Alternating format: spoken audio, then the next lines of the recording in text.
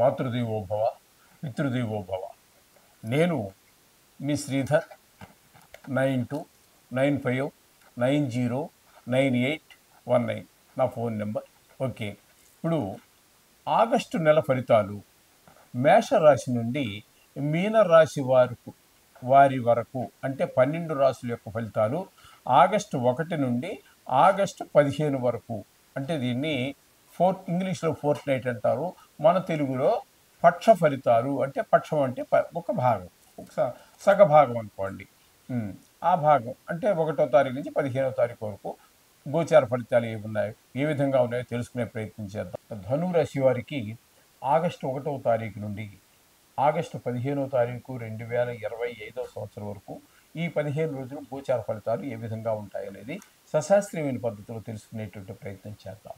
ఈ ధనురాశి వారికి తృతీయ స్థానంలో రాహుగ్రహ సంచారం జరుగుతున్నది.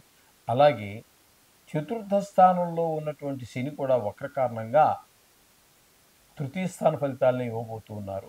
కాబట్టి తృతీయ స్థానంలో శని రాహు 2 గ్రహాలు కూడా చాలా చక్కటి ఫలితాలన్నీ ఇస్తూ ఉన్నారు ఈ ధనురాశి వారికి. ఎందుకంటే ఇక్కడ మీ ఏ పని చేసినా మీ ఇంట్లో సోదరుల యొక్క సపోర్ట్ మీకు బాగుంటుంది, సహాయ సహకారాలు ఉంటాయి.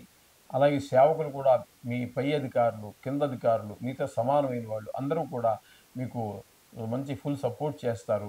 కొన్ని సాహస కృత్యాలు కూడా మీరు చేయగలుగుతారు.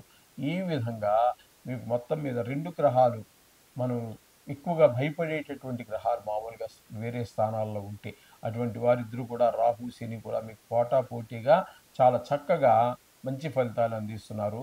మీరు అందుకోవాలి, అది తగు జాగ్రత్తలు తీసుకుంటూ అందుకోగలగాలి. ఈ విధంగా వారి ఇద్దరి యొక్క ప్రమేయంతో కలుస్తోంది. ఇకపోతే సప్తమ స్థానంలో శుక్రుని యొక్క గురువు యొక్క సంచారం జరుగుతోందండి. శుక్రుని యొక్క సంచారం సప్తమ స్థానంలో శుభ ఫలితములను ఇయ్యజాలడు. భార్యాభర్తల మధ్యన అన్యోన్యత తగ్గుతుంది. కొంత మాట అనుకునేటటువంటి పరిస్థితి ఏర్పడుతుంది.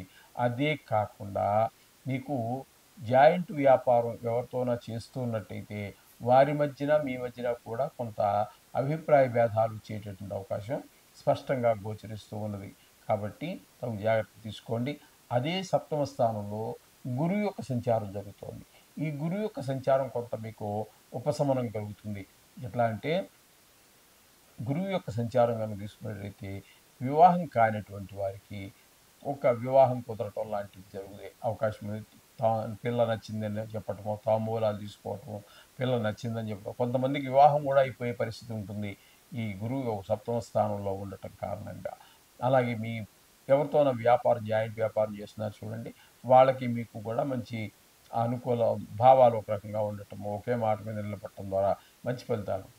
అయితే ఈ సప్తమ స్థానంలో శుక్రుడు ఉన్న కారణంగా సినిమా రంగంలో వారికి, టీవీ రంగంలో వారికి, సోషల్ మీడియాలో ఉన్నటువంటి వారికి, షేర్ మార్కెట్లో ఉన్నటువంటి వారికి సూచన ఏంటంటే, ఈ 15 రోజులు ఇక్కడి నుంచి మీరు ఈ 15 రోజులు ఈ ప్రయత్నాలు ఏమి విరమించుకోండి, హాయిగా రెస్ట్ తీసుకోండి, మిగతా విషయాల మీద దృష్టి పెట్టండి. వీటిలో పెట్టుబడి పెట్టడానికి కానీ వీరికి మంచి అవకాశాలు అయితే కాదు, రాణింపు ఉండదు.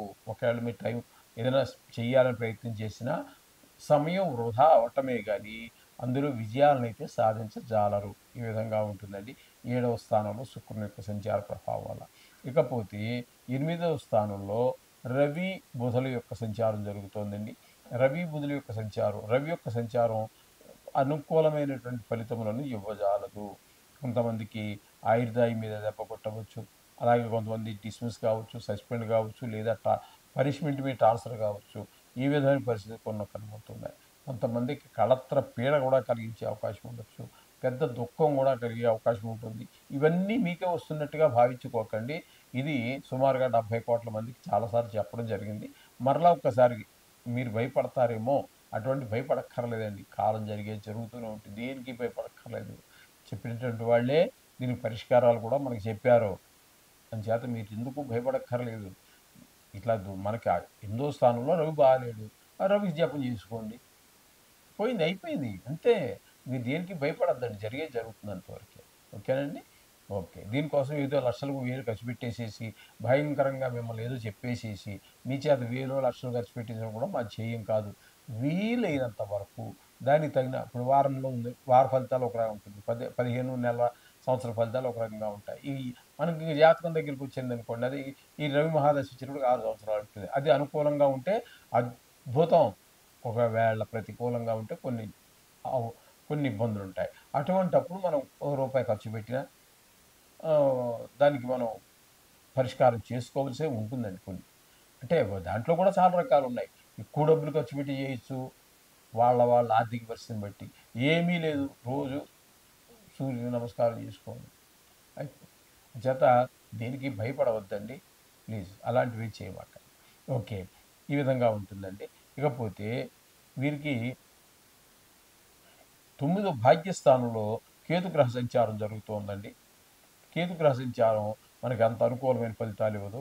అలాగే అష్టమ స్థానంలో బుధుని యొక్క సంచారం జరుగుతోందండి. అష్టమ స్థానంలో బుధుని యొక్క సంచారం అనుకూలమైన ఫలితాలు ఇస్తుంది. రవి గురించి మనం ఏవైతే చెప్పుకున్నామో వాటికి భిన్నమైనటువంటి ఫలితాలు ఆయన ఇస్తూ ఉన్నాడు. భాగ్యస్థానంలో కేతువు మాత్రం కొంచెం తండ్రి గారి ఆరోగ్య విషయంలోనూ, గుళ్ళకి వెళ్ళే విషయంలోనూ, ఒకవేళ గుడికి వెళ్ళినా కూడా మనసు లగ్నం కాకపోవటం, ఇట్లాంటి మనసు అంతా చికాకుగా ఉండటం లాంటివన్నీ కూడా మనకిక్కడ జరుగుతూ ఉంటుంది. ఈ కేతుగ్రహం వలన భాగ్యస్థానంలో. ఇక దశమ స్థానంలో కుజుని వలన ఈయన కూడా దశమ స్థానంలో కుజుడు కూడా అనుకూలమైన ఫలితాలు ఇవ్వడు. ఏదో ఉద్యోగపరమైన, వ్యాపారపరమైన ఏదో రకమైన ఇబ్బందులు ఏర్పడుతూ ఉంటాయి. అందుచేత ఎక్కువగా కొంచెం అనుకూలం తక్కువ. ఇక్కడ శని, రాహువులు మాత్రం 2 అనుకూలంగా ఉన్నాయి. అలాగే శుక్రుడు కూడా అనుకూలం లేదు గానీ, గురుడు అనుకూలంగా ఉన్నాడు. 3 గ్రహాల అనుకూలత ఉన్నది ఇక్కడ మనకి. బుధుని యొక్క అనుకూలత కూడా కొంచెం పర్వాలేదు.